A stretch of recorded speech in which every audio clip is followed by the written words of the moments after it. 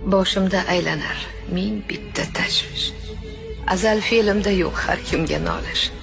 Menda noliyvermang, Allohdan har ish.